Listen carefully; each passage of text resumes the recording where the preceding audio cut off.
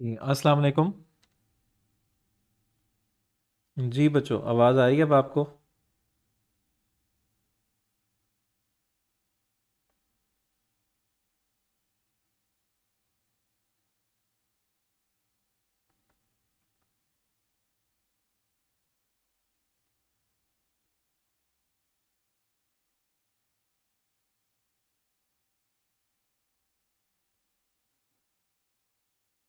जी अभी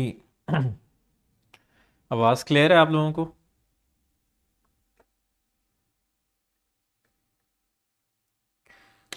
माशाल्लाह आप लोग, बल्कि हम सब ने सवाब कमा लिया है। इंशाल्लाह अब नमाज की बरकत से जो है ना, अब ये लैग नहीं करेगा।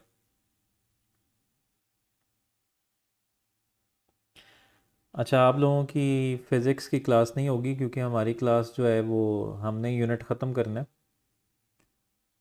तो फ़िज़िक्स की क्लास नहीं होगी। तो उनकी तो डिस्कशन थी, तो वो रिकॉर्ड करके आपको सेंड कर देंगे।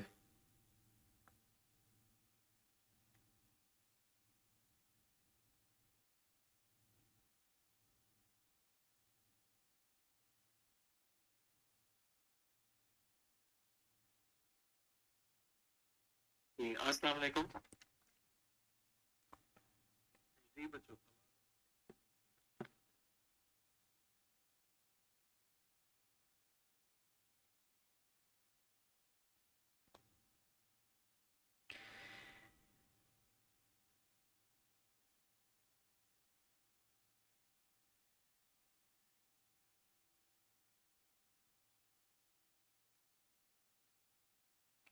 तो वो तो आप बाद में भी सुन सकते हो ना। वो तो आप यहाँ से ब्रेक लेके उसके बाद रात को उस भी सुन सकते हो आप।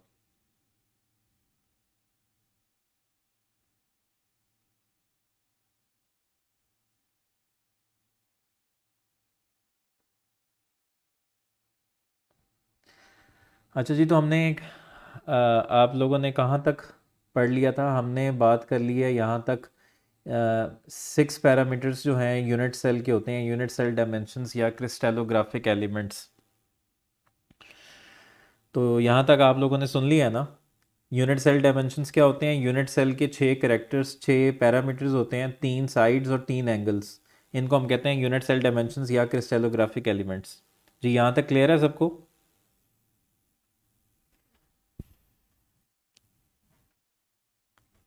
अच्छा, अब इसमें कुछ ऐसी बातें हैं जो आपकी फेडरल बोर्ड की बुक में है, ठीक है? तो हम उसको डिस्कस करेंगे। तो आपको फेडरल बोर्ड की बुक पढ़ने की ज़रूरत नहीं है। जो फेडरल बोर्ड की बुक में है और जो सिलेबस में है वो हम उसको डिस्कस करेंगे, ठीक है? तो अब हम स्टार्ट करने लगे हैं classification of solids. Unit cell repeat करें। अच्छा चलो, मैं जो डायग्राम हमने बनाई थी पहले, क्रिस्टल लेटिस की हम बात कर लेते हैं। क्रिस्टल लेटिस क्या था जी? कि ये पॉइंट्स हैं, इन पॉइंट्स पे ये आइंस की आइंस अरेंज्ड हैं। तो इन पॉइंट्स को हम मिला रहे हैं 3 डायमेंशन में। तो जब हम इन पॉइंट्स को मिलाएंगे, इन पॉइंट्स को हम कह रहे हैं लेटिस पॉइंट्स या लेटिस साइट्स। ये पॉइंट्स किसको रिप्रेजेंट करते हैं? इन पॉइंट्स के ऊपर या तो आइन हो सकता है क्योंकि वो या तो आयोनिक सॉलिड है, या एटम हो सकता है, या मॉलिक्यूल हो सकता है। इन पॉइंट्स के ऊपर इन तीनों में से कोई भी एक चीज़ हो सकती है, या एटम या मॉलिक्यूल या आइन। तो इन पॉइंट्स को अगर हम तीनों डायमेंशन में अरेंज करें तो वो क्रिस्टल लेटिस बन जाता है। array of points representing atom, ion और molecule in a 3 dimension space is called crystal lattice। अब इस क्रिस्टल का सबसे छोटा पार्ट जो है ना, उसको हम कहते हैं unit cell. Unit cell is the smallest part of the crystal lattice that shows all the properties of a crystal. जो क्रिस्टल की तमाम प्रॉपर्टीज को शो करता है। जैसे कि अगर एक छोटा क्यूब है और छोटे क्यूब्स को अगर हम मिलाएं तो एक बड़ा क्यूब बन जाएगा। तो इसका मतलब जो बड़ा बड़ा क्रिस्टल बन रहा है वो भी क्यूबिकल है, और उसका जो सबसे छोटा पार्ट है वो भी क्यूब है। तो जो जो यूनिट सेल की प्रॉपर्टीज़ होती हैं वही पूरे क्रिस्टल की प्रॉपर्टीज़ होती हैं। तो यूनिट सेल के 6 पैरामीटर्स होते हैं, 3 इनकी साइड्स होती हैं, यानी कि विड्थ, डेप्थ और हाइट, ए बी और सी। और 3 इनके एंगल्स होते हैं, ए और बी के दरमियान गामा होता है, बी और सी के दरमियान अल्फ़ा होता है, और ए और सी के दरमियान बीटा होता है। तो इन 6 पैरामीटर्स को हम कहते हैं यूनिट सेल डायमेंशंस या क्रिस्टलोग्राफिक एलिमेंट्स। अब हम स्टार्ट करने लगे हैं classification of solids on the basis of chemical bonding.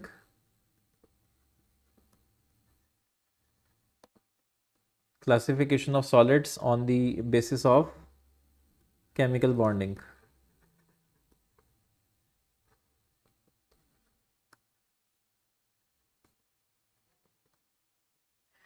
कि उनके अंदर कौन सा बॉन्ड प्रेजेंट है। तो जो पहली टाइप है जो सिलेबस में भी है वो है जी आयोनिक सॉलिड्स। तो आयोनिक सॉलिड्स के अंदर आयोनिक बॉन्ड होगा। दूसरे हैं हमारे पास मॉलिक्यूलर सॉलिड्स, इनमें इंटरमॉलिक्यूलर फोर्सेस होंगी। फिर हमारे पास टाइप है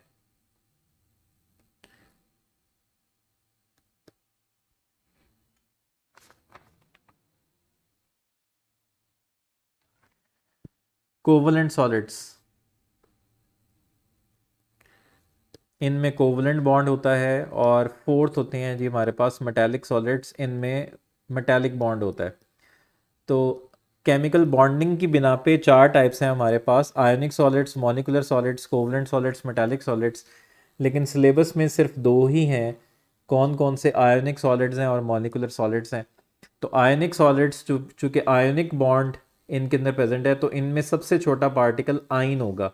मॉलिक्यूलर सॉलिड्स चूँकि इनमें इंटरमॉलिक्यूलर फोर्सेस होती हैं, इनका सबसे स्मॉलेस्ट पार्टिकल, इनमें सबसे स्मॉलेस्ट पार्टिकल क्या होगा? मॉलिक्यूल, क्योंकि मॉलिक्यूल्स के दरमियान फोर्सेस ऑफ अट्रैक्शन होती हैं। कोवलेंट सॉलिड में कोवलेंट बॉन्ड होता है, इनमें सबसे छोटा पार्टिकल होता है एटम। और मेटालिक सॉलिड्स मेटल एटम्स के दरमियान में होता है, तो इसमें भी मेटल एटम होता है या आयन होता है। लेकिन सिलेबस में हमारे पास सिर्फ आयोनिक सॉलिड्स हैं और मॉलिक्यूलर सॉलिड्स हैं। तो हम स्टार्ट कर रहे हैं जी आयोनिक सॉलिड्स। तो आयोनिक सॉलिड्स क्या हैं? दो solids in which particles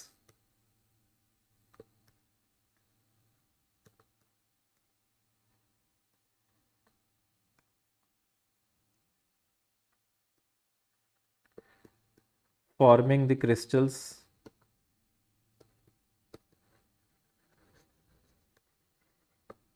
are ions. Those solids are called ionic solids। ऐसे सॉलिड्स जिसमें जो जो पार्टिकल क्रिस्टल बना रहे हैं वो आयन्स होते हैं, यानी कि इनका सबसे छोटा पार्टिकल आयन होगा, तो वो आयनिक सॉलिड्स होंगे। जैसे कि NaCl एक आयोनिक सॉलिड है, इसमें एक पॉजिटिव आयन है और एक नेगेटिव आयन है, तो इनके दरमियान एक फोर्स ऑफ अट्रैक्शन है जिसको हम कहते हैं आयनिक बॉन्ड। इसको हम इलेक्ट्रोस्टैटिक फोर्स ऑफ अट्रैक्शन भी कहते हैं। Electrostatic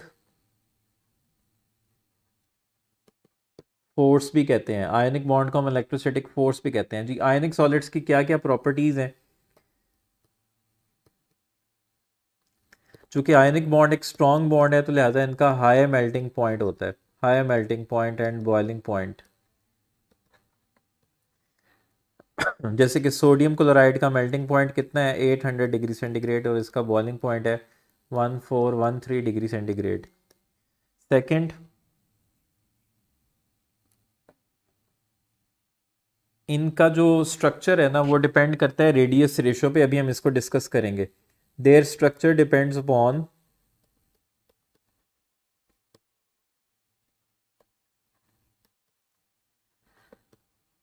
radius ratio of cation and anion.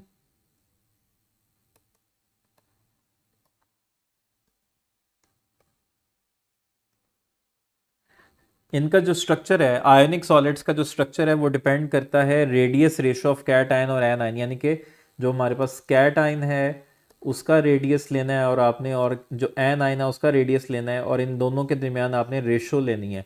तो इसको हम कहते हैं रेडियस रेशो। इसको अभी हम डिस्कस करते हैं, ठीक है। ये हम फैक्टर्स में इसको डिस्कस करेंगे। ये बैड कंडक्टर्स हैं सॉलिड स्टेट में।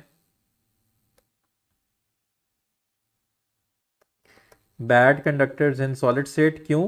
क्योंकि सॉलिड स्टेट में इनके आयंस जो हैं वो इंटैक्ट होते हैं।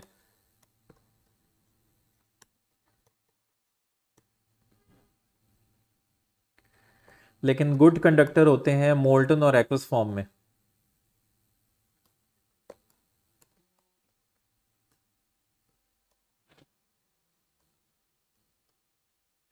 जब हम इनको मेल्ट करते हैं या जब हम इनको वाटर में डिज़ोल्व करते हैं तो ये गुड कंडक्टर हो जाते हैं। क्योंकि जब हम इनको मेल्ट करते हैं या वाटर में डिज़ोल्व करते हैं तो ये अपने आइंस में स्प्लिट हो जाते हैं।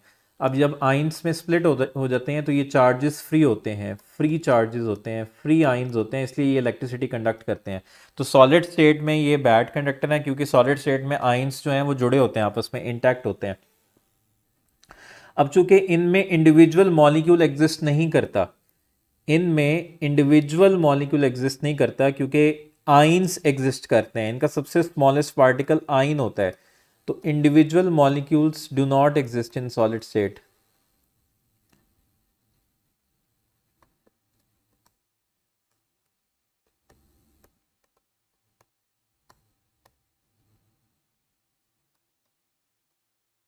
इसलिए हम बात करते हैं कि इनका मॉलिक्यूलर फार्मूला नहीं होता, इनका फार्मूला यूनिट होता है। इनका क्या होता है? फार्मूला यूनिट होता है। इसलिए हम कहते हैं कि इनका एम्पेरिकल फार्मूला होता है।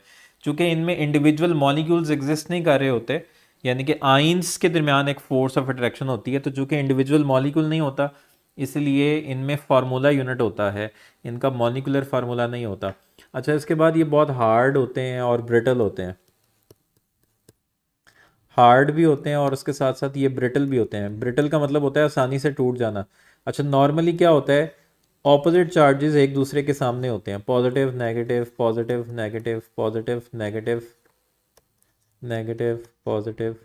हमेशा ऑपोजिट चार्जेस एक दूसरे को अट्रैक्ट कर रहे होते हैं, कभी भी सेम चार्जेस एक दूसरे के सामने नहीं होंगे। लेकिन जब हम इन पे फोर्स अप्लाई करते हैं तो एक लेयर दूसरी लेयर के ऊपर स्लाइड करती है, जिसकी वजह से सेम चार्जेस एक दूसरे के सामने आ जाते हैं। मतलब पॉजिटिव के सामने पॉजिटिव आ गया, नेगेटिव के सामने नेगेटिव आ गया, पॉजिटिव के सामने पॉजिटिव आ गया, नेगेटिव के सामने नेगेटिव आ गया। तो इनमें क्या होगी? रिपल्शंस होगी। रिपल्शंस की वजह से ये दूर जाएंगे आइंस और ये ब्रेक हो जाएगा। तो ये हार्ड होते हैं और ब्रिटल होते हैं। ये इनके प्रॉपर्टीज़ हैं। अब हम इनका ना स्ट्रक्चर देखते हैं। स्ट्रक्चर देखेंगे हम सोडियम क्लोराइड का। What is the structure of sodium chloride? जो कि आयनिक सॉलिड की जो बेस्ट एग्जांपल है वो है sodium chloride. Structure of sodium chloride. तो सोडियम क्लोराइड का जो स्ट्रक्चर होता है वो हमारे पास कौन सा होता है? ऑक्टाहेड्रल भी होता है और क्यूबिकल भी होता है। तो हम इसका क्यूबिकल स्ट्रक्चर ड्रॉ करेंगे।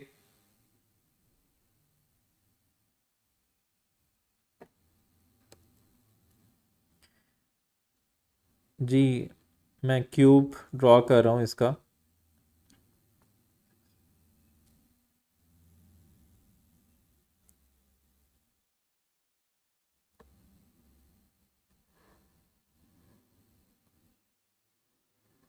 अच्छा, सोडियम क्लोराइड का जो ये है ना स्ट्रक्चर, ये आपने ज़रा ध्यान से सुनना है।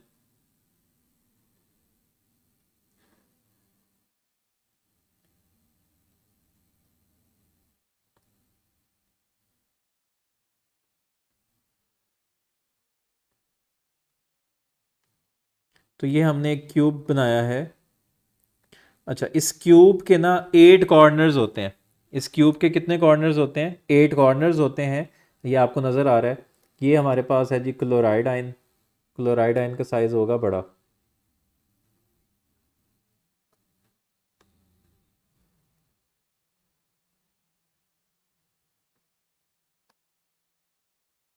ये हमारे पास क्लोराइड आयन है। चूंकि क्लोराइड आयन में 3 शेल हैं तो क्लोराइड आयन का साइज़ होगा बड़ा।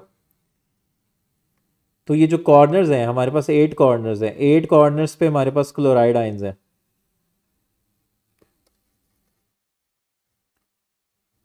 इस क्यूब के 8 कॉर्नर्स हैं। 8 कॉर्नर्स पे आ गए क्लोराइड आयन्स।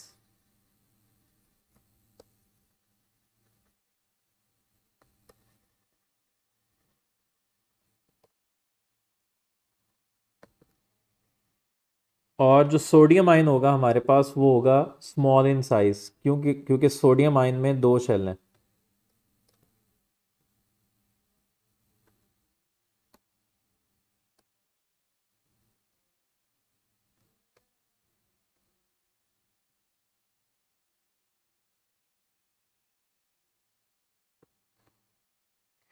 जी, सोडियम आयन का साइज़ है स्मॉल क्योंकि इसमें 2 शेल हैं। क्लोराइड आयन का साइज़ बड़ा है क्योंकि उसमें 3 शेल हैं। अच्छा, 8 कॉर्नर्स हैं क्यूब के, 8 कॉर्नर्स पे हमने क्लोराइड आयंस को प्लेस कर दिया। अभी हमें क्या नज़र आ रहा है कि क्लोराइड आयन और क्लोराइड आयन के दरमियान फोर्स ऑफ अट्रैक्शन है, पर ऐसा पॉसिबल नहीं है। कभी भी सेम चार्जेस के दरमियान फोर्स ऑफ अट्रैक्शन नहीं होगी। तो इसका मतलब है हर 2 क्लोराइड आयन के सेंटर में हमारे पास सोडियम आयन है। तो यहाँ पर हमारे पास इन 2 क्लोराइड आयंस के दरमियान सोडियम आयन है। इस तरह यहाँ पर हमारे पास इन 2 के दरमियान सोडियम आयन है।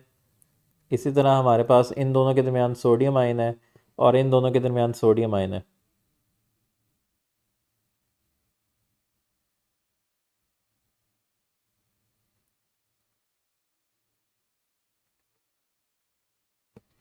ठीक है, तो आपने क्या किया, हर 2 क्लोराइड आयन के दरमियान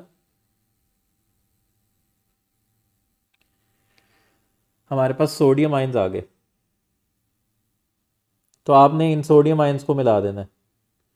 अच्छा, ये हमारे पास जो क्यूब होता है ना, क्यूब के 6 फेसेस होते हैं, 6 faces of cube.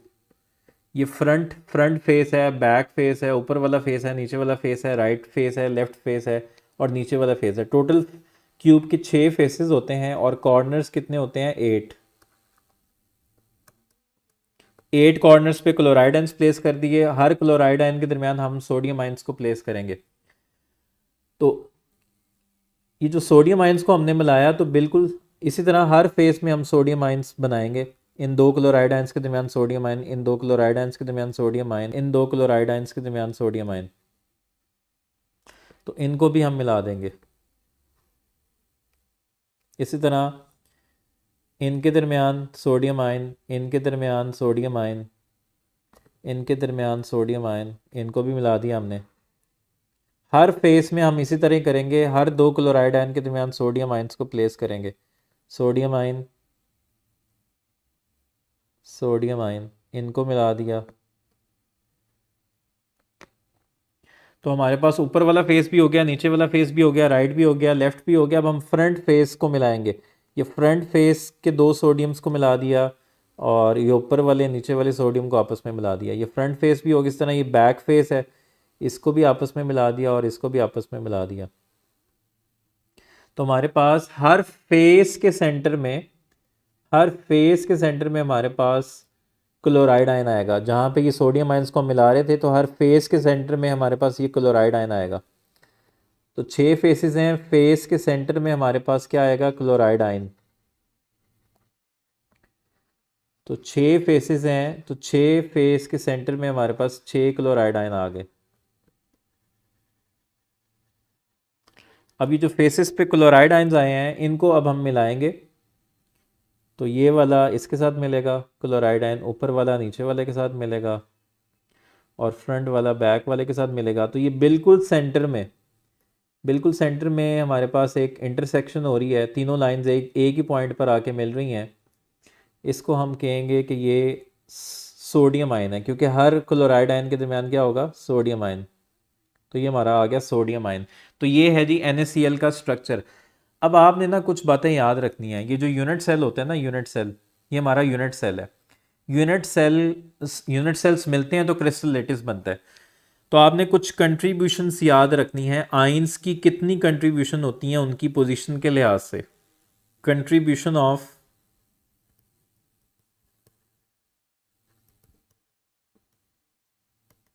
Cat ion और एन आयन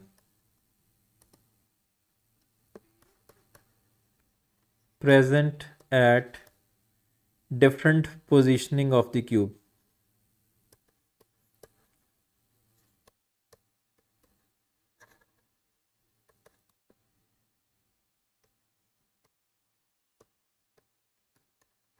यूनिट सेल के अंदर एक क्यूब में कैट आयंस और एन आयंस की जो पोजीशन होती है, उन पोजीशन पे उनकी कंट्रीब्यूशन कितनी होती है।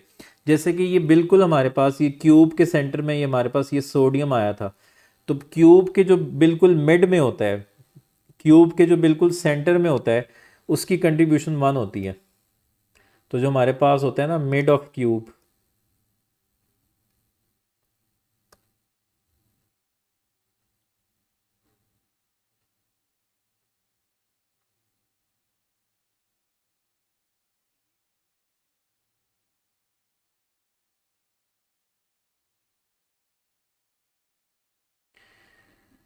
जी मिड मिड ऑफ क्यूब में जो कंट्रीब्यूशन होती है वो 1 होती है, यानी कि क्यूब के जो बिल्कुल सेंटर में जो भी आइन आएगा उसका कंट्रीब्यूशन 1 होगा।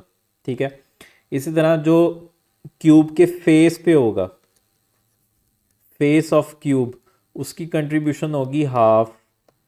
इसी तरह जो क्यूब के एज पे होगा, ये बात आपने याद रखनी है, जो क्यूब के एज पर है उसकी कंट्रीब्यूशन होती है 1/4, और जो क्यूब के कॉर्नर पर होता है, कॉर्नर ऑफ द क्यूब, वो 1/8 होता है।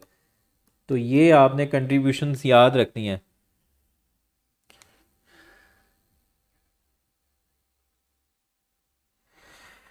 ठीक है, मिड ऑफ द क्यूब यानी कि क्यूब के जो बिल्कुल सेंटर में आ रहा है कैट आइन या एन आइन, उसकी कंट्रीब्यूशन 1 होती है।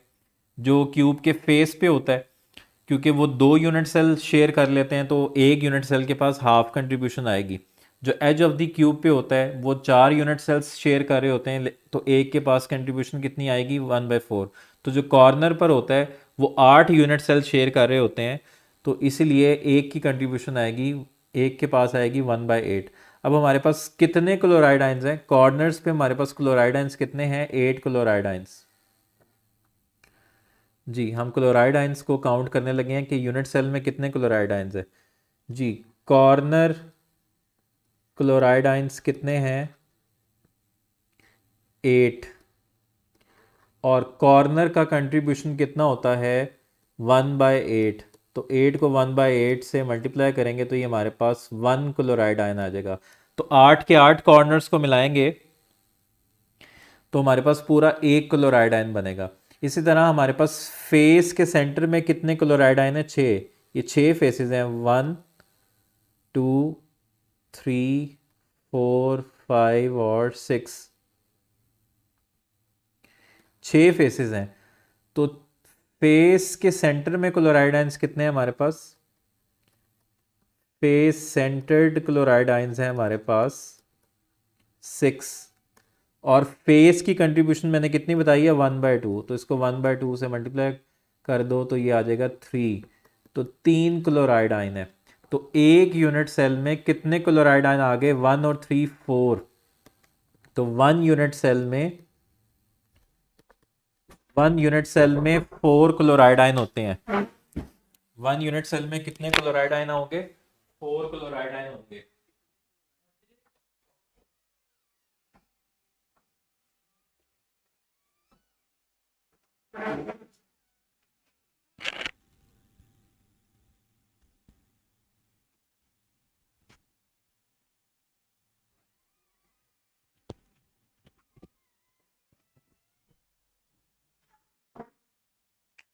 तो इसी तरह हम सोडियम आयन को कैलकुलेट कर लेंगे। जहां जहां क्लोराइड आयन है वहां वहां आप सोडियम आयन को प्लेस कर लो, तो एक यूनिट सेल में आपको सोडियम आयन भी 4 ही मिलेंगे।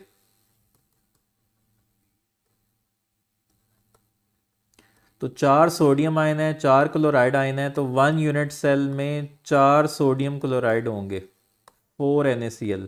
ठीक है, ये बात इंपॉर्टेंट है, इसको आपने याद रखना है, इसको आपने याद रखना है। ठीक है,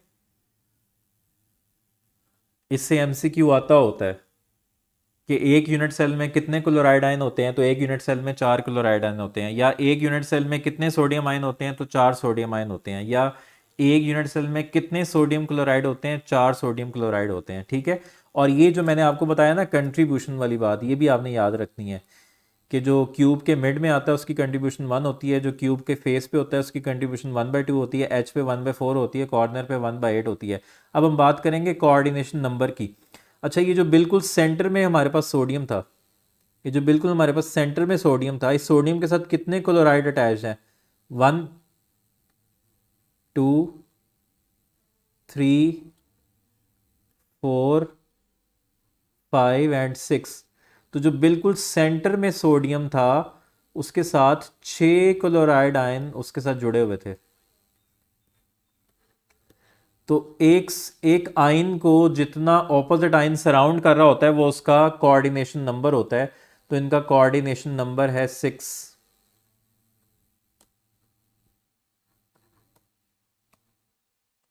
कोऑर्डिनेशन नंबर क्या है?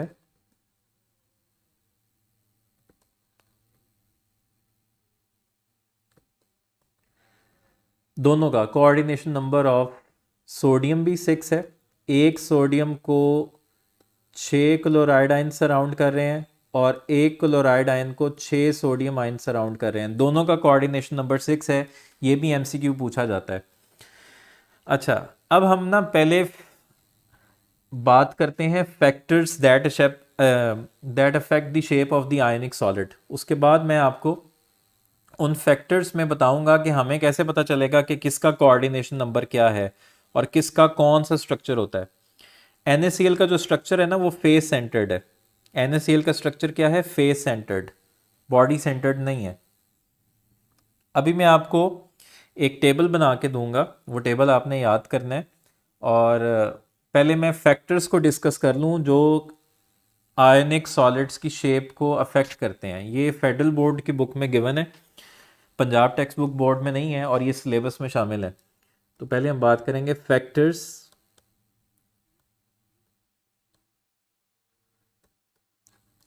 That affect the shape of ionic crystals. जी, 3 फैक्टर्स हैं जो आयनिक क्रिस्टल्स की शेप को अफेक्ट करते हैं। पहला फैक्टर है जी इलेक्ट्रोस्टैटिक फोर्स ऑफ अट्रैक्शन, यानी कि जो दोनों आइंस के दरमियान जो फोर्स ऑफ अट्रैक्शन है वो स्ट्रॉन्ग है या वीक है, उनके ऊपर चार्जेस कितना है। मतलब अगर सोडियम आयन है और क्लोराइड आयन है तो फिर वो शेप क्या बन रही है? क्यूबिकल बन रही है, ठीक है, या ऑक्टाहेड्रल बन रही है। इसी तरह अगर अगर electrostatic force of attraction change हो जाए, मतलब मैग्नीशियम +2 हो जाए, क्लोरीन नेगेटिव हो जाए, तो शेप चेंज हो जाएगी क्योंकि इलेक्ट्रोस्टैटिक फोर्स ऑफ अट्रैक्शन भी चेंज हो जाएगी। तो जो पहला फैक्टर है ना जो आयनिक क्रिस्टल की शेप को अफेक्ट करता है वो है इलेक्ट्रोस्टैटिक फोर्स ऑफ अट्रैक्शन, क्योंकि फोर्स ऑफ अट्रैक्शन डिफाइन करेगी कि आइंस ने कितना करीब आना है और कितना दूर जाना है। करीब आने से उनकी शेप जो है वो चेंज हो सकती है, दूर जाने से उनकी शेप चेंज हो सकती है, ठीक है। तो पहला फैक्टर है जी इलेक्ट्रोस्टैटिक फोर्स ऑफ अट्रैक्शन। दूसरा फैक्टर है जी radius ratio of cation and anion. दूसरा फैक्टर क्या है? Radius ratio. जी, रेडियस रेशो क्या होती है? ये बेसिकली रेशो होती है radius ratio of cation and anion. यानी कि ऊपर हम कैटाइन का रेडियस रखते हैं और नीचे एनाइन का रेडियस रखते हैं तो हमारे पास एक ख़ास वैल्यू आ जाती है। ऊपर ऊपर रेडियस होगा पॉजिटिव आयन का और नीचे रेडियस होगा नेगेटिव आयन का। तो इसके दरमियान तो इसकी एक ख़ास वैल्यू आएगी। तो उसके लिए मैं एक टेबल बना रहा हूँ कि अगर ये रेडियस रेशो होगी तो उसकी ये शेप होगी, ठीक है, और उसका कोऑर्डिनेशन नंबर भी आपको पता चल जाएगा।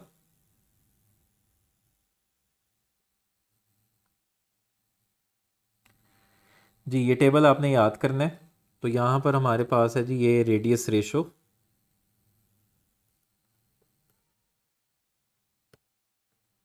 इधर है जी उसका कोऑर्डिनेशन नंबर।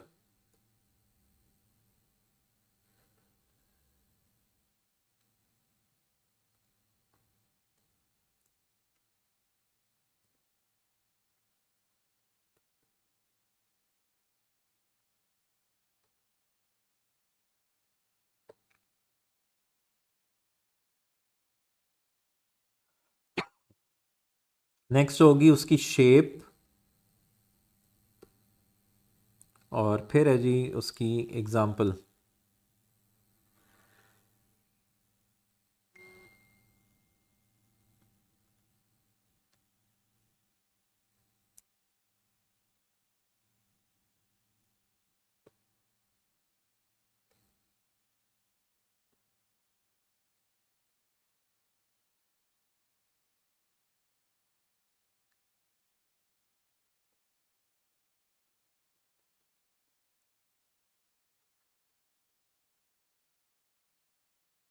जी, अगर रेडियस रेशो जो है उसकी रेंज हमारे पास हो, अगर रेडियस रेशो की हमारे पास रेंज हो 0.155 से लेके 0.225 तक, तो उसमें जो कोऑर्डिनेशन नंबर होता है हर कैटाइन या एनाइन का वो होता है 3, और इसकी शेप होगी triangular planar.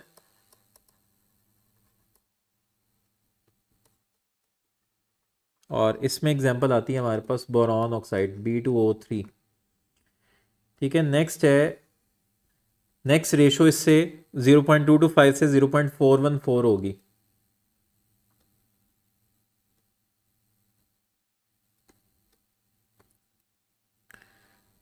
Zero point two two five से 0.414, अगर ये रेशो हो, अगर ये रेशो इसके दरमियान हो तो फिर कोऑर्डिनेशन नंबर हमारे पास 4 होगा, और जो शेप होगी, ज्योमेट्री होगी, वो होगी टेट्राहेड्रल। और इसमें एग्जांपल आती है जिंक सल्फाइड और कॉपर क्लोराइड। फिर अगर रेडियस रेशो 0.414 से 0.732 हो जाए तो कोऑर्डिनेशन नंबर 6 होगा, जैसे कि NaCl में कोऑर्डिनेशन नंबर 6 था, तो उसकी शेप होगी ऑक्टाहेड्रल। इसकी एग्जांपल अभी हमने देखी NaCl और मैग्नीशियम ऑक्साइड। और अगर 0.732 से 0.732 से लेके 1 तक हो रेडियस रेशो, तो फिर कोऑर्डिनेशन नंबर होगा 8, और फिर ज्योमेट्री या शेप होगी क्यूबिकल। और इसमें एग्जांपल आती है सीजियम क्लोराइड की और अमोनियम ब्रोमाइड की। तो ये टेबल आपने याद रखना है, ये जो रेडियस रेशो है ना, ये आपने याद रखनी है।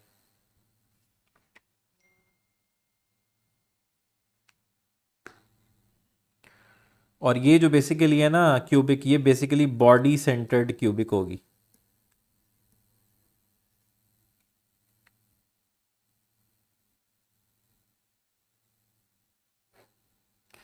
ठीक है, तो ये रेडियस रेशो याद हो जाएगी आपको।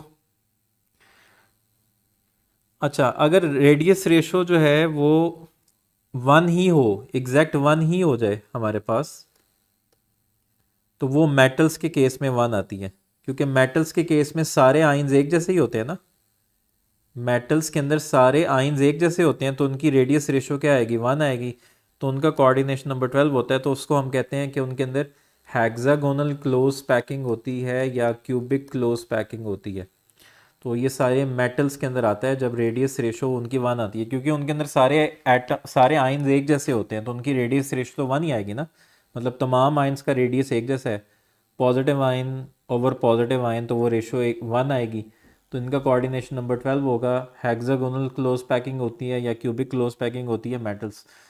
खैर, ये मेटल्स वाला तो सिलेबस में नहीं है, तो ये आपने जो रेंज है ना ये याद करनी है।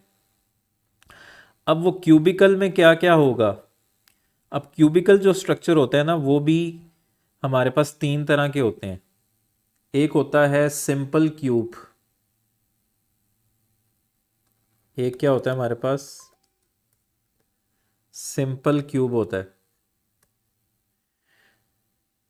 इसको हम कहते हैं simple cubical structure, simple cubic structure crystal,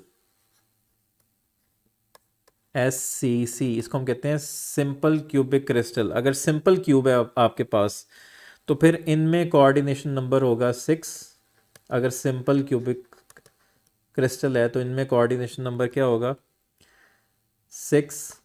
और इनमें जो नंबर ऑफ एटम्स है ना पर यूनिट सेल में, वो होंगे 1।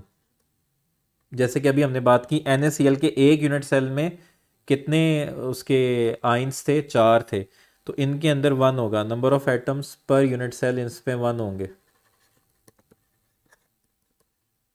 फिर दूसरा होता है हमारे पास बॉडी सेंटर्ड क्यूबिक क्रिस्टल,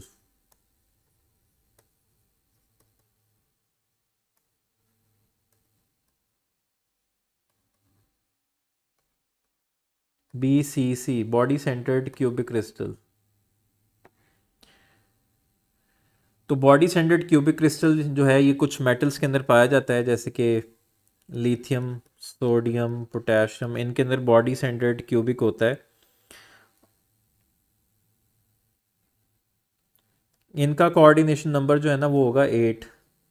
जब भी बॉडी सेंटर्ड क्यूबिक क्रिस्टल है तो उसमें कोऑर्डिनेशन नंबर है 8। और इसमें जो नंबर ऑफ एटम्स हैं पर यूनिट सेल वो 2 हैं।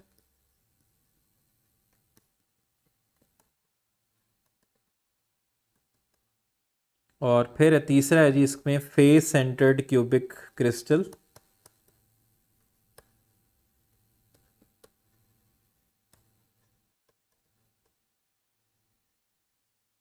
FCC, जैसे कि अभी हमने इसमें भी पढ़ा, NaCl में भी पढ़ा, और ये कुछ मेटल्स में भी पाया जाता है, कॉपर, एल्यूमिनियम, सिल्वर, गोल्ड, ये आपने याद रखना है। तो इनके अंदर, अच्छा, NaCl के अंदर हमारे पास एक सोडियम आयन था, एक क्लोराइड आयन था, तो 6 कोऑर्डिनेशन नंबर सोडियम का था और 6 ही क्लोराइड आयन का था। लेकिन कॉपर के केस में तो एक ही एटम है ना, हमारे पास एक तरह का ही एटम है, तो वहाँ पे 6 सोडियम आयन का कोऑर्डिनेशन नंबर था, 6 क्लोराइड आयन का कोऑर्डिनेशन नंबर था, तो 6 और 6 मिला के टोटल कितना कोऑर्डिनेशन नंबर हो गया? 12। तो इसमें कोऑर्डिनेशन नंबर होता है 12।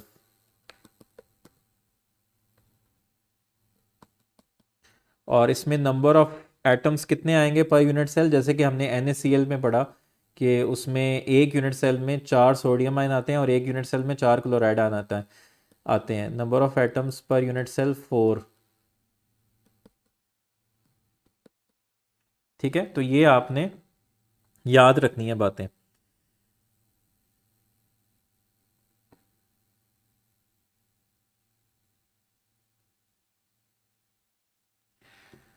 अच्छा, फेस सेंटर्ड ये होता है, जैसे कि अभी हमने NaCl का स्ट्रक्चर देखा, NaCl के फेस के सेंटर में NaCl का जो स्ट्रक्चर था ये क्यूबिकल था। चलो मैं दोबारा ड्रॉ कर देता हूं।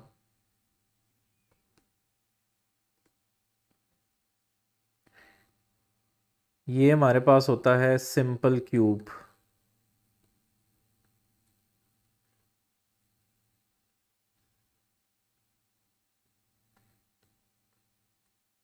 ये हमारे पास सिंपल क्यूब है।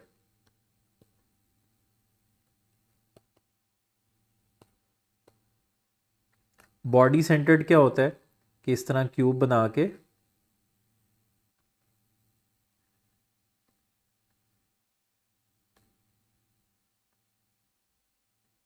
एक तो कॉर्नर्स पे भी आते हैं एटम्स, सॉरी आइंस, उसके साथ साथ बेस सेंटर्ड का मतलब होता है कि बिल्कुल उसके क्यूब की बेस में हमारे पास, सॉरी, बॉडी सेंटर्ड की बात हो रही है, तो ये बॉडी सेंटर्ड है। तो बॉडी सेंटर्ड से मुराद है कि बिल्कुल क्यूब के सेंटर में हमारे पास आइन होगा, ठीक है, जिसको हम कहेंगे बॉडी सेंटर्ड। और फेस सेंटर्ड अभी हमने उसमें पढ़ा NaCl के स्ट्रक्चर में कि फेस के सेंटर में हमारे पास आइंस प्रेजेंट होते हैं। कॉर्नर्स पे होते ही होते हैं, कॉर्नर्स पे तो सब में होते हैं, कॉर्नर्स पे सब में मौजूद हैं। और फेस सेंटर्ड में क्या होगा कि फेस के सेंटर में भी आइंस प्रेजेंट होंगे। 6 फेसेस होते हैं तो 6 की 6 फेसेस पे आइंस प्रेजेंट है, तो ये है फेस सेंटर्ड।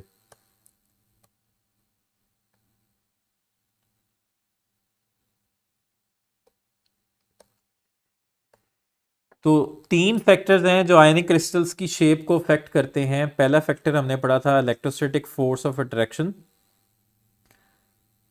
और दूसरा फैक्टर है रेडियस रेशो। रेडियस रेशो की मैंने आपको रेंज बता दी, उनका कोऑर्डिनेशन नंबर बता दिया और शेप बता दी।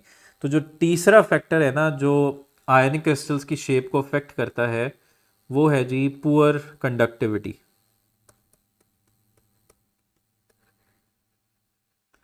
तो पुअर कंडक्टिविटी से क्या मुराद है? मतलब जब ये सॉलिड स्टेट में है तो ये पुअर कंडक्टर है, तो इसका मतलब है फिर उनकी जो क्रिस्टल की जो शेप है वो बरकरार है।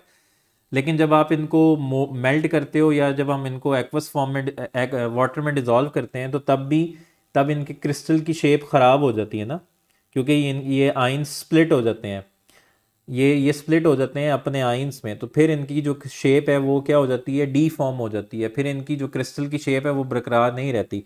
तो इसका मतलब है जब ये पुअर कंडक्टिविटी है, जब जब ये पुअर कंडक्टर हैं तो इनकी जो क्रिस्टल की शेप है वो बरकरार रहती है। लेकिन अगर ये गुड कंडक्टर हो जाते हैं, यानी कि जब हम इनको वाटर में डिज़ोल्व करते हैं या जब हम इनको मेल्ट करते हैं, तो फिर इनकी जो शेप है वो बरकरार नहीं रहती। तो ये 3 फैक्टर्स थे जो कि इनकी शेप को अफेक्ट करते हैं। नेक्स्ट, इन्हीं से रिलेटेड 3 फैक्टर्स हो गए। अब इन्हीं से रिलेटेड है जी लेटेस्ट एनर्जी।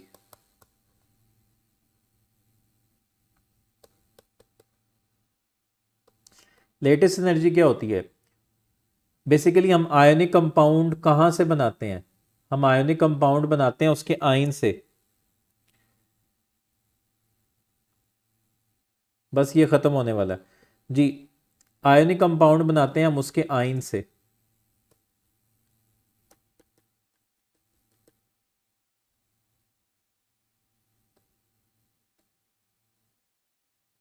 जी, 1 मोल सोडियम आयन 1 मोल क्लोराइड आयन के साथ मिला तो 1 मोल सोडियम क्लोराइड बन गया। तो जब हम 1 मोल आयोनिक कंपाउंड बनाएं उसके आयन से, तो जो एनर्जी रिलीज होती है उसको हम कहते हैं lattice energy, -787 kilo joules per मोल।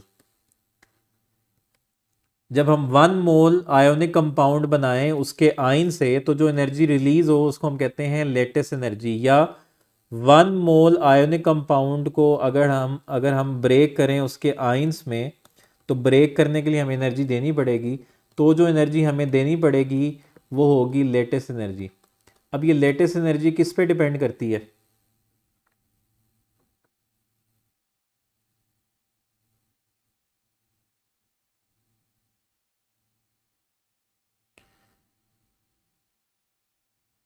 NaCl के अंदर बॉडी के सेंटर में तो आ रहा है, लेकिन उससे पहले फेस के सेंटर में भी तो प्रेजेंट है ना।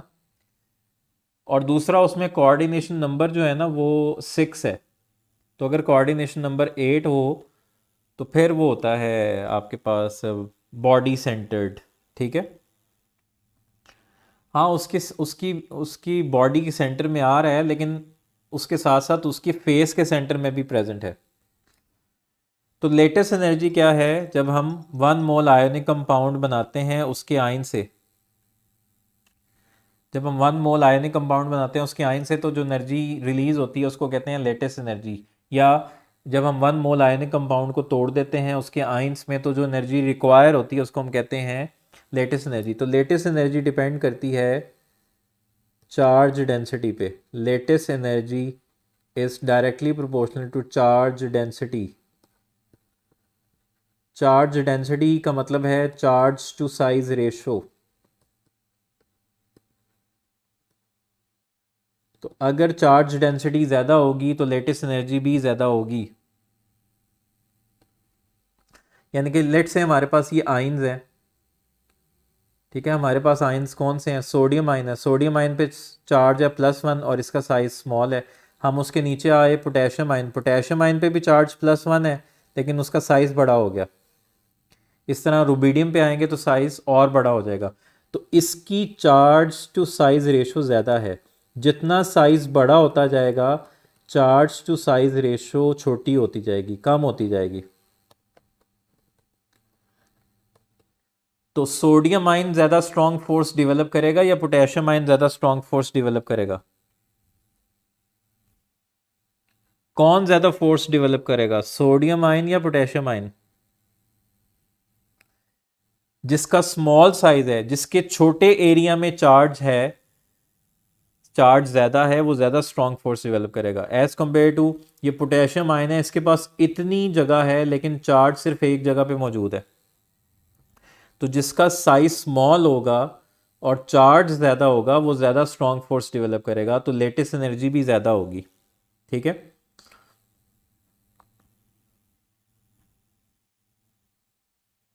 जी क्वेश्चन है हमारे पास, which of the following has highest lattice energy?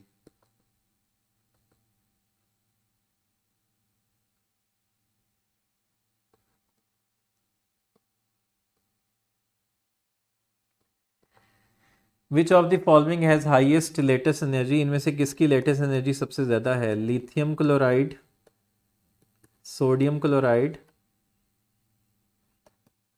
Potassium chloride या रुबिडियम क्लोराइड, इनमें से किसकी लेटेस्ट एनर्जी सबसे ज़्यादा है, जिसका साइज सबसे स्मॉल है?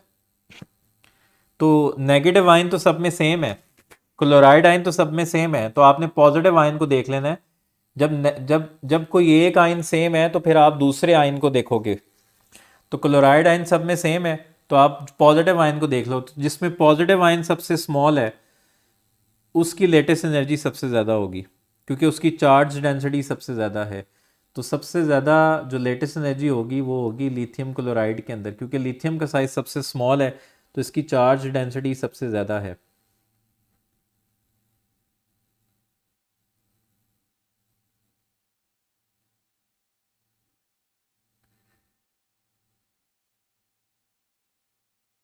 ठीक है, लो भी अब आप लोगों को मैं थोड़ा सा हौसला दे दूं कि बस अब हमारा मॉलिक्यूलर सॉलिड रह गया, और वो छोटा सा टॉपिक है, 5-10 मिनट का टॉपिक है मॉलिक्यूलर सॉलिड, और ये यूनिट जो है ये कंप्लीट हो गया।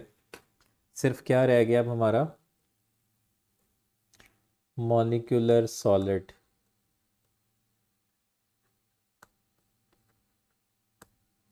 तो मॉलिक्यूलर सॉलिड्स में सबसे स्मॉलेस्ट पार्टिकल क्या होगा, मॉलिक्यूल।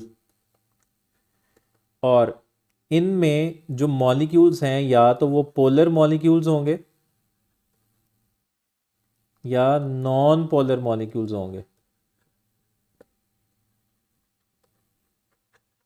अगर पोलर मॉलिक्यूल्स हैं तो उनके दरमियान कौन सी फोर्सेस होंगी, डायपोल डायपोल फोर्सेस होंगी। और अगर नॉन पोलर मॉलिक्यूल्स हैं तो उनमें वेंडर वॉल्स फोर्सेस होंगी या लंदन डिस्पेन फोर्सेस होंगी। Vendor walls forces. जो पोलर मॉलिक्यूल्स हैं हमारे पास वो कौन कौन से हैं, पोलर मॉलिक्यूलर सॉलिड्स की एग्जांपल्स कौन सी हैं, और नॉन पोलर कौन से हैं हमारे पास?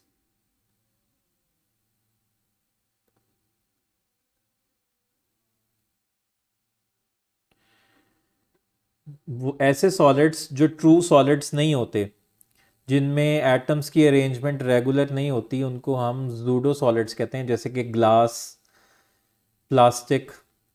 तो जितने भी क्रिस्टलाइन सॉलिड्स हैं ना ये ट्रू सॉलिड्स हैं।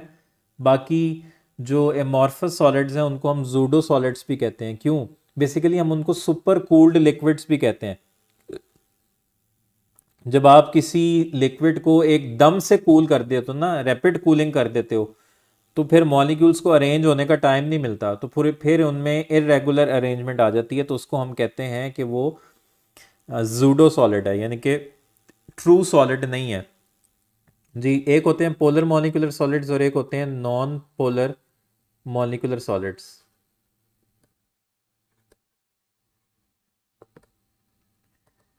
अच्छा जी, पोलर मॉलिक्यूलर सॉलिड्स में जैसे कि वाटर एक पोलर मॉलिक्यूल है, तो वाटर पोलर मॉलिक्यूल है, तो वाटर लिक्विड को आप किस में चेंज कर सकते हो, आइस में। तो आइस एक पोलर मॉलिक्यूलर सॉलिड है। इसी तरह जो आपके पास ग्लूकोज है वो एक पोलर मॉलिक्यूलर सॉलिड है। ठीक है, ये हैं पोलर की एग्जांपल। नॉन पोलर्स में आपने पढ़ा है कार्बन डाइऑक्साइड नॉन पोलर है, और कार्बन डाइऑक्साइड को जब आप सॉलिडिफाई करते हो, सॉलिड में चेंज करते हो, तो उसको हम कहते हैं ड्राई आइस। उसको हम क्या कहते हैं, ड्राई आइस। इसी तरह आयोडीन एक नॉन पोलर मॉलिक्यूलर सॉलिड है, आयोडीन आई टू की फॉर्म में एग्जिस्ट कर रहा है। फॉस्फोरस P4 एक नॉन पोलर मॉलिक्यूलर सॉलिड है। सल्फर एसिड एक नॉन पोलर मॉलिक्यूलर सॉलिड है।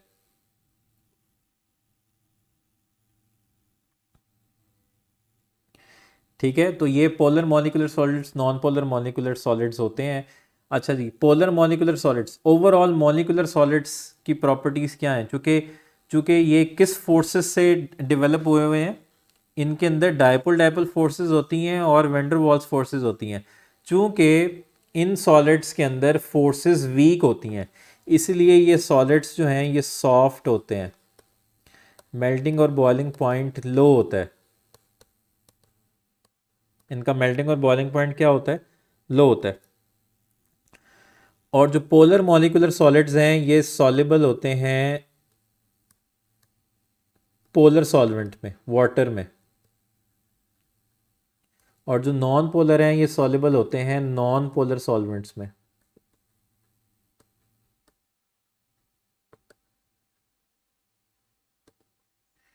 और ये बैड कंडक्टर होते हैं इलेक्ट्रिसिटी के, क्योंकि इनमें कोई भी फ्री इलेक्ट्रॉन्स नहीं होते, फ्री आइंस नहीं होते, बैड कंडक्टर ऑफ इलेक्ट्रिसिटी। ठीक है, तो ये थे जी आपके पास मॉलिक्यूलर सॉलिड्स।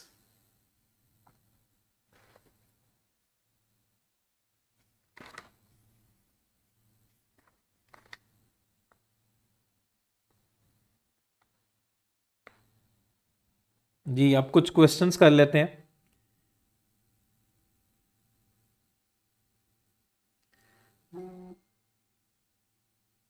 अब हम क्वेश्चंस कर लेते हैं, ये सिलेबस जो है, ये जो यूनिट है ये कंप्लीट हो गया। क्वेश्चंस कर लेते हैं ताकि रिकॉल हो जाए जो आपने पढ़ा, और कुछ एडिशनल बातें भी हैं।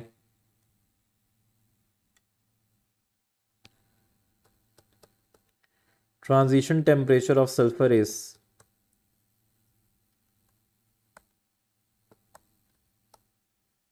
सल्फर का ट्रांजिशन टेम्परेचर क्या है?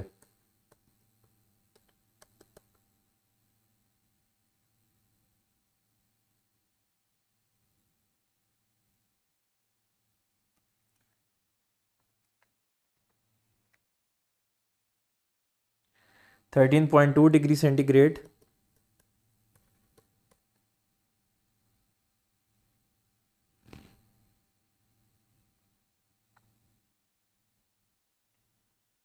$128 सेंटीग्रेड, 95.5 सेंटीग्रेड, और डेल्टा है 32 सेंटीग्रेड। जी इनमें से जो ट्रांजिशन टेम्परेचर है सल्फर का वो क्या है? सल्फर की दो एलोट्रॉपिक फॉर्म्स है ना, एक मोनोक्लिनिक सल्फर है और एक रोम्बिक सल्फर है। तो इसका जो ट्रांजिशन टेम्परेचर है दोनों के लिए, यानी कि जिस टेम्परेचर पे ये दोनों फॉर्म्स एग्जिस्ट करती हैं, वो है 95.5 centigrade.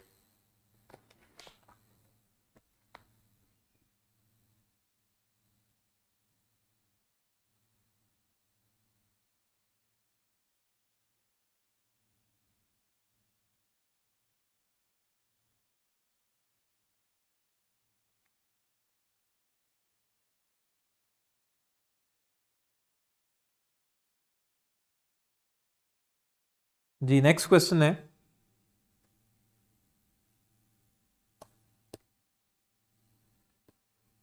Which of the following is anisotropic? इनमें से कौन जो है वो एन आइसोट्रॉपिक है? हाइड्रोजन, वाटर, क्वार्ट्ज,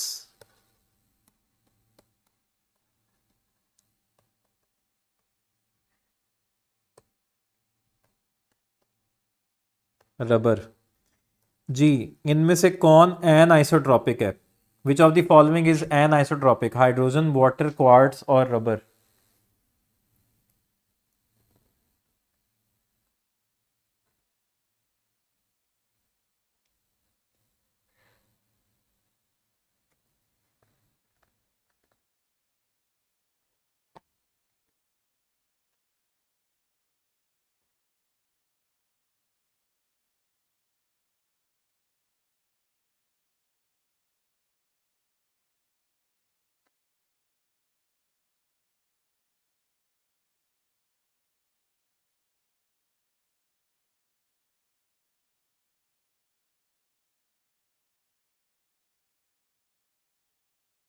जी तो इनमें जो क्रिस्टलाइन सॉलिड है वो एन आइसोट्रॉपिक होगा। हाइड्रोजन तो क्रिस्टलाइन सॉलिड नहीं है, वाटर भी क्रिस्टलाइन सॉलिड नहीं है, रबर भी क्रिस्टलाइन सॉलिड नहीं है, तो क्वार्ट्ज एक क्रिस्टलाइन सॉलिड है, तो ये एन आइसोट्रॉपिक होगा।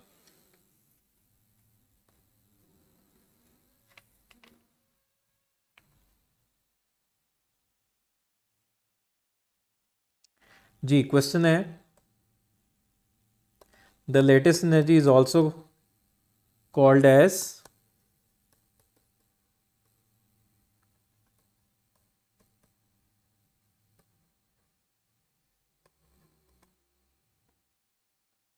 जी ऑप्शंस है हमारे पास, energy of affinity,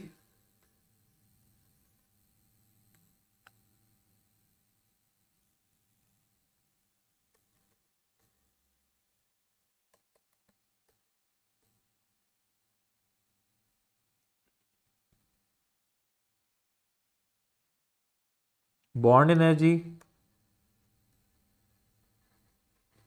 crystal energy और potential energy.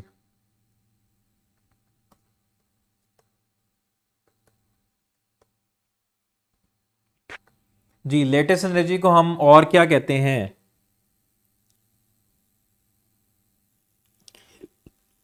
Energy of affinity, bond energy, crystal energy, potential energy.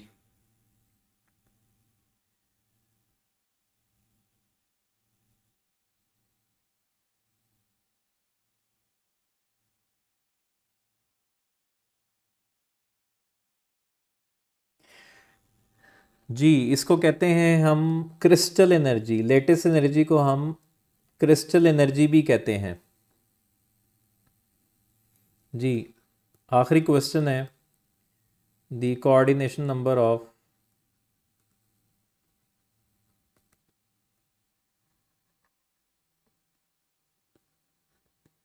cesium in cesium chloride is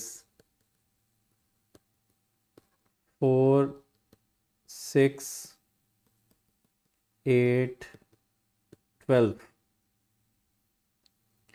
caesium chloride में सीजियम का कोऑर्डिनेशन नंबर क्या है?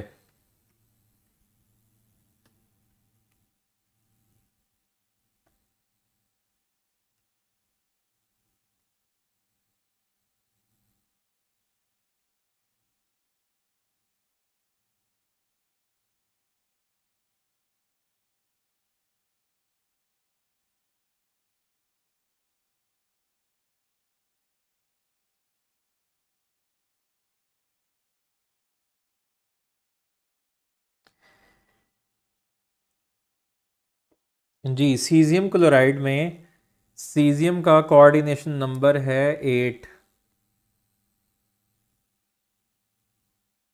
सो the right answer is Charlie.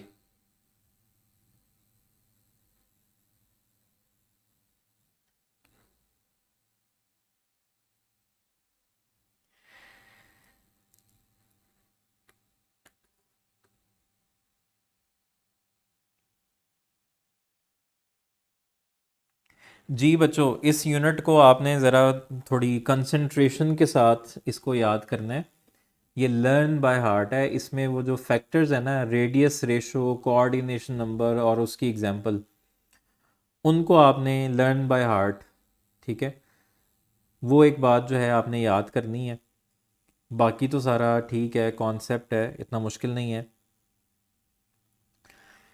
तो ये unit जो है वो एंड हो गया है। गैसेस, लिक्विड, सॉलिड्स, इन तीनों का अब कल आपका टेस्ट होगा, ठीक है? तो अब आप लोग जो है रेस्ट करके इसको रिवाइज कर लेना, कल इंशाल्लाह इसका टेस्ट होगा, उसको हम डिस्कस करेंगे। जूडो सॉलिड्स मैंने बताया था, जूडो सॉलिड्स कहते हैं जो जो सॉलिड्स ट्रू नहीं होते, यानी कि जो एमॉर्फस सॉलिड्स होते हैं उनको हम जूडो सॉलिड्स कहते हैं। इनको हम सुपर कूल्ड लिक्विड्स भी कहते हैं। इनको हम सुपर कूल्ड लिक्विड्स भी कहते हैं, यानी कि जब आप किसी लिक्विड को एकदम से कूल करते हो, रैपिड कूलिंग करते हो, तो फिर मॉलिक्यूल्स को अरेंज होने का टाइम नहीं मिलता। तो जब मॉलिक्यूल्स को अरेंज होने का टाइम नहीं मिलेगा तो फिर उनकी अरेंजमेंट इर्रेगुलर होगी, तो फिर हम उसको बताएंगे, फिर हम कहते हैं कि वो जूडो सॉलिड है, क्योंकि उसमें एटम्स की अरेंजमेंट रेगुलर नहीं होती।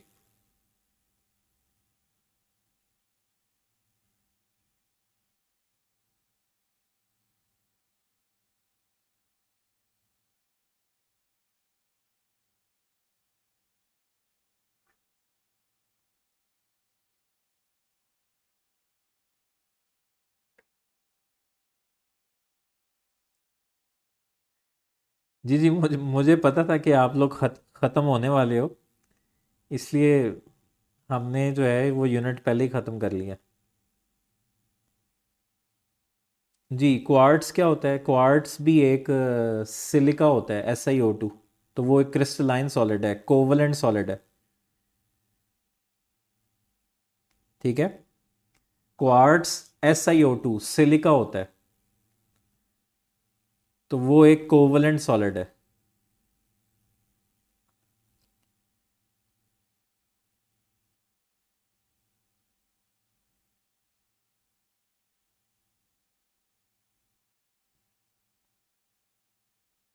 क्वार्ट्स कहते हैं सिलिका को, SiO2 को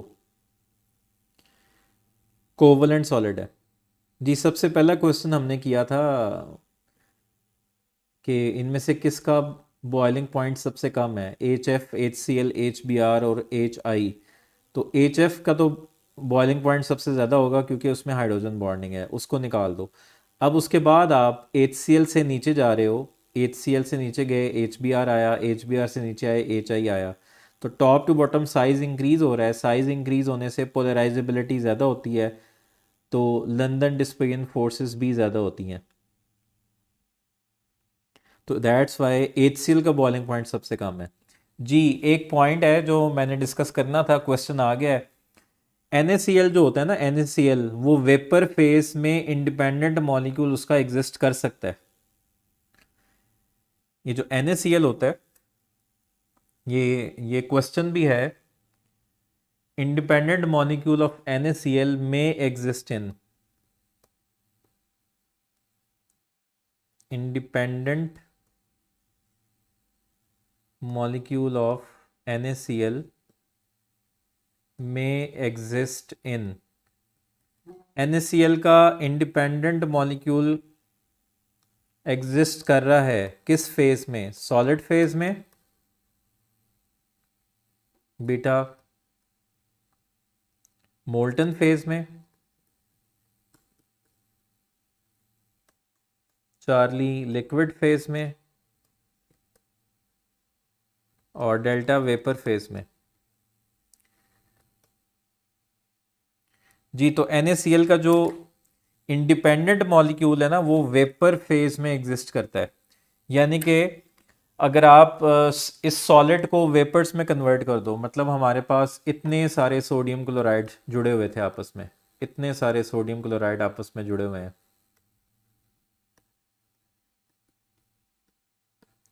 ठीक है, इतने सारे सोडियम क्लोराइड आपस में जुड़े हुए हैं।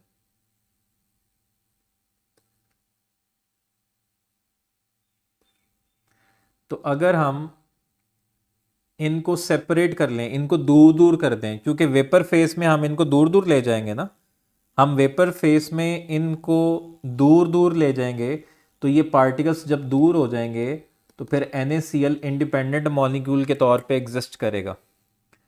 तो ये जो इंडिपेंडेंट मॉलिक्यूल है ना NaCl का, ये वेपर स्टेट में एग्जिस्ट करता है।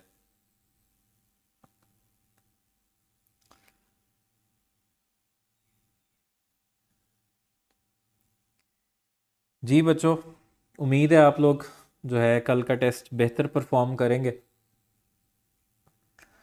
क्योंकि अब आप लोगों की जो है ना वो रूटीन एक डेवलप हो चुकी है। और जब रूटीन डेवलप हो जाती है तो फिर जो है ना मामला आसान हो जाते हैं। बस ये है कि आपने कंसंट्रेट करना है, मेहनत करनी है, बाकी काम अल्लाह पे छोड़ देना है। हमारा काम है सिर्फ मेहनत करना। कुछ ऐसे काम होते हैं जो अल्लाह के सुपुर्द करने होते हैं और कुछ ऐसे काम होते हैं जो हमने खुद करने होते हैं। हमारा मसला ये है कि हम वो काम भी खुद कर रहे होते हैं जो हमने अल्लाह के सुपुर्द करने होते हैं। जो हमारा काम है वो सिर्फ हमने करना है, बाकी जो काम अल्लाह का है वो हमने अल्लाह पे छोड़ना है। तो हम जो काम अल्लाह पे छोड़ने हैं उनकी भी टेंशन ले रहे होते हैं, ठीक है। तो आपने अपनी मेहनत मेहनत आपने करनी है, ये आपके ऊपर है, मेहनत आपने करनी है, बाकी आपने सारा अल्लाह पे छोड़ना है, ठीक है। तो इंशाल्लाह बेहतरी की उम्मीद रखनी है। हम अगर पॉजिटिव सोच रहे होते हैं तो पॉजिटिव चीज़ें हम अट्रैक्ट कर रहे होते हैं। तो अगर हम पॉजिटिव सोचेंगे कि हाँ अच्छा होगा, मुझे ये आता है या मैं कर सकता हूँ, तो पॉजिटिव सोचेंगे पॉजिटिव होगा, नेगेटिव सोचेंगे नेगेटिव होगा। तो बेहतरी की उम्मीद रखनी चाहिए, तो इंशाल्लाह बेहतर होगा। तो आप दिल लगा के पढ़ें और अपना ख्याल रखें। इंशाल्लाह कल मिलते हैं डिस्कशन में। अल्लाह हाफ़िज़।